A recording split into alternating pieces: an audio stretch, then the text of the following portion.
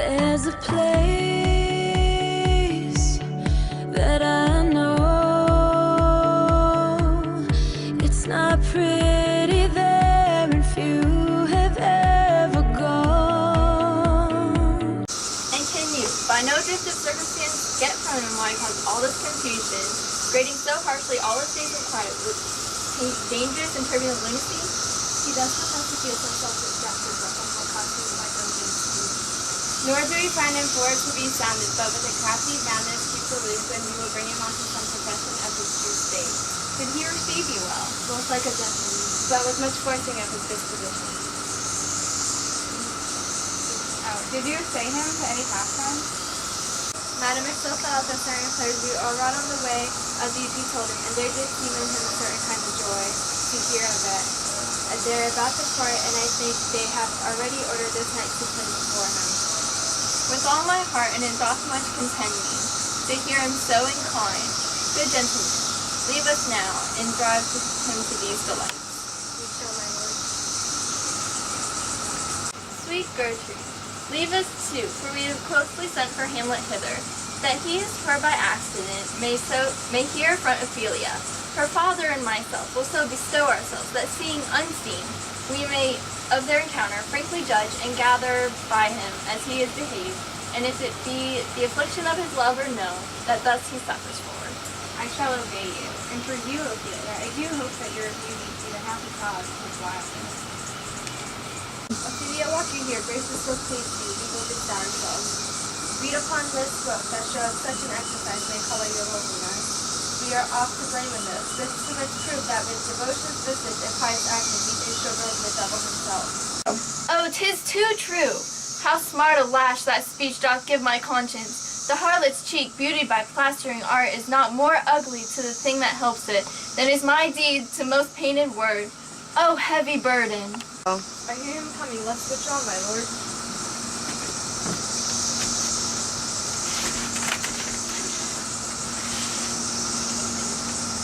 To be or not to be, that is the question.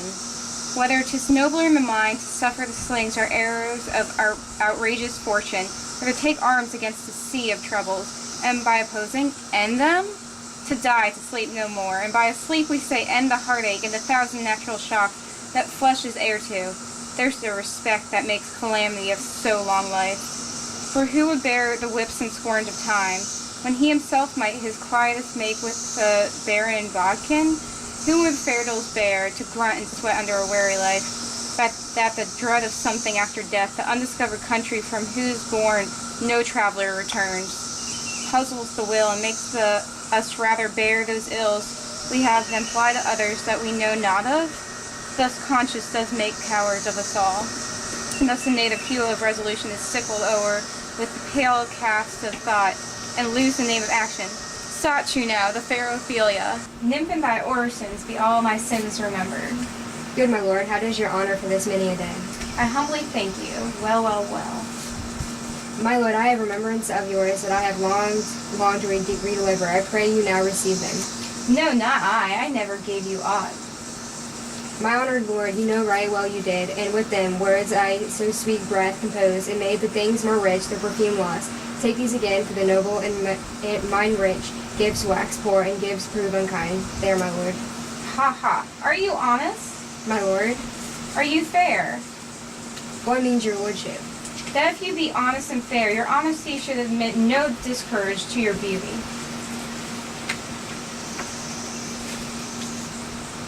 Could beauty, my lord, have better commerce than with health? Ay, truly, for the power of beauty will sooner transform honesty from what it is to a god than the force of honesty can translate beauty into his likeness. I did love you once. Indeed, my lord, you made me believe so. You should not have believed me, for virtue cannot so inoculate our old stock, but we shall relish of it. I loved you not. I was the more deceived. Get thee to a nunnery. Why wouldst thou be a breeder of sinners? I'm very proud, revengeful, ambitious, with more offenses at my beck than I have thoughts to put them in, imagination and give them shape, or time to act them in. What should fellows as I do crawling beneath earth and heaven? Go thy ways to a nunnery. Where's your father? At home, my lord. Let the doors be shut upon him, that he may play the fool nowhere but in his own house. Farewell. Oh, help him, your sweet heavens. If thou dost marry, I'll give thee this plague for thy dowry. Get thee to a nunnery, go, farewell, or if thou wilt need to marry a fool, for wise men know well enough that what monsters you make of them. To a nunnery, go, quickly, too, farewell. Oh, heavenly powers, restore him. I have heard of your paintings, too, well enough. God has given you one face, and you make yourself another. I say, we will have no more marriages. Those that are married already, all but one, shall live. The rest shall keep as they are. To a nunnery, go. Oh, what a noble mind is her overthrown. The coroner, soldier, scholar's eye, tongue, sword, the expectancy and rose of the fair state, the glass of fashion and the mold of form, that observed of all observers, quiet down. An eye of ladies most deject and wretched, that sucked the honey of his music vows. Now see that noble and most sovereign reason, like sweet bells jangled out of tune, and hearts that under that unmatched form and feature of blown youth, blasted with ecstasy. Oh, woe is me, to have seen what I have seen, see what I see. Love, his affections do not that way tend, nor what he spake, though it lacked form a little, was not like madness. There's something in his soul, over which his melancholy sits unbrewed, and I do doubt the hatch and the disclose will be some danger, which to prevent, I have, in quick determination, thus set it down. He shall with speed to England, for the demand of our neglected tribute. Haply the seas and countries different, with variable objects shall expel this something settled matter in his heart. Whereon his brain still beating puts him thus from fashion of himself. What think you on it? It shall do well, but yet do I believe the origin commencement of his grief sprung from neglect of love. How now, Ophelia, you need not tell so the Lord him was said. We heard it all. Let his queen mother all alone entreat him, to show his grief, let her be round with him. And all be placed so please you in the ear of their conference. If she find him not, to England send him, or confine him where your wisdom best shall think. It shall be so. Madness in great ones, unwatched cannot go.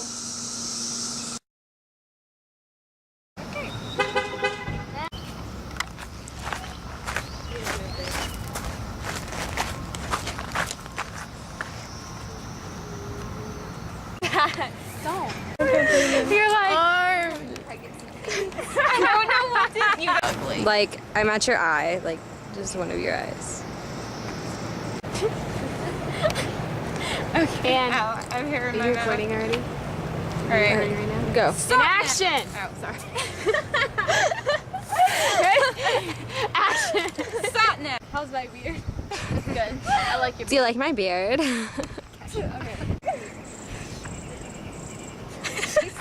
You're like killing her. You're gonna rip your dress. You're good.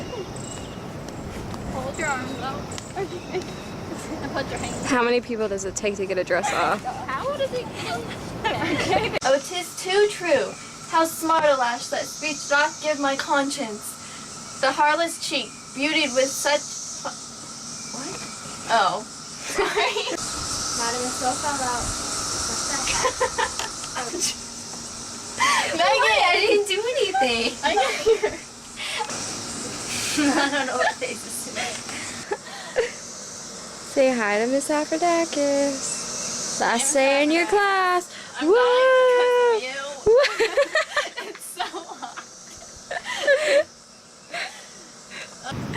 This is so bad. No, she's going. No, where is she going? Where is she? Can I see this after recording? I want to record it. Are you recording her? Zoom in. What the hell are you doing? Madison, you missed her. Stop. She's right there. You missed her. Where is she? She's gonna... I feel like it's Miss Aphrodakis. This is awkward. I hope she doesn't look over. Bye, Miss Aphrodakis. Have a nice day. See you tomorrow.